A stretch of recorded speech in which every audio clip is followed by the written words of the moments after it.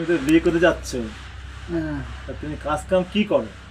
ওই ঝুড়ি জ্বালা করলে এসব বলবো, হ্যাঁ, এইসব বানাই। তা তুমি ঝুই ঢালা বলে যে এখন তুমি বিয়ে করে তুমি বৌমাকে সেই গৌড়ে চালাবা কি করে? ওটা তো সংসার চলবে না। বউ যা সাজগোজ করবে তুমি দিবা কি করে? ঝুড়ি জ্বালা বললে পারবা তুমি চালাতে? এটা বাড়ালে ঠিকই বলছি। না পারলি আমি বিয়ে করছি। তাহলে বউ বলবে না আমার লিপস্টিক কি দাও, এই দাও, ওই হ্যাঁ, দাও। তো দিতে হবে।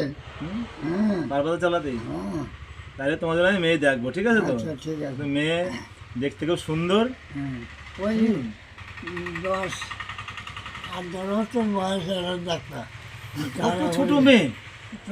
তার থেকে বেশি হবে মা, ও হবে না, হবে না। তাহলে তোমার তাহলে তো কি করে কি করবে, রান্না বান্না করবে কি করে? হ্যাঁ, আর 10 বছর না না না, ও তাইলে আবার হবে না, হবে না। তাও আনতে পারবে না। না, ওটা বললে হবে না। তুমি একটু বয়স বেশি দেখে নাও, তাহলে আমি দেখে দিচ্ছি। তাই দেখো না যদি হয়। একটু বয়স বেশি। না না, অল্প বয়সের মায়ে না হলে হবে না। হ্যাঁ, অল্প বয়সের মায়ে হলে ভালো হবে। ভালো, আমি তো সেই কথা বললাম। দরকার হলে তুমি রান্না করে দেবা, যত্ন করবা।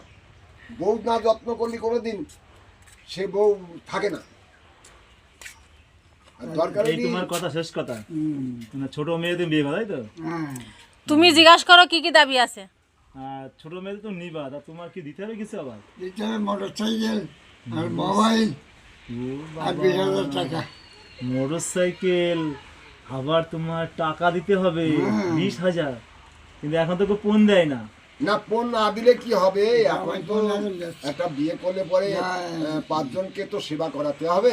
তা সে পয়সাটা যদি শ্বশুর বাড়ি থেকে না আনে, তাহলে উনি কি করবে? হ্যাঁ, এটা তো শ্বশুরির তো দেখা উচিত। আজকাল একটা ছেলে পাইতে গেলে পরে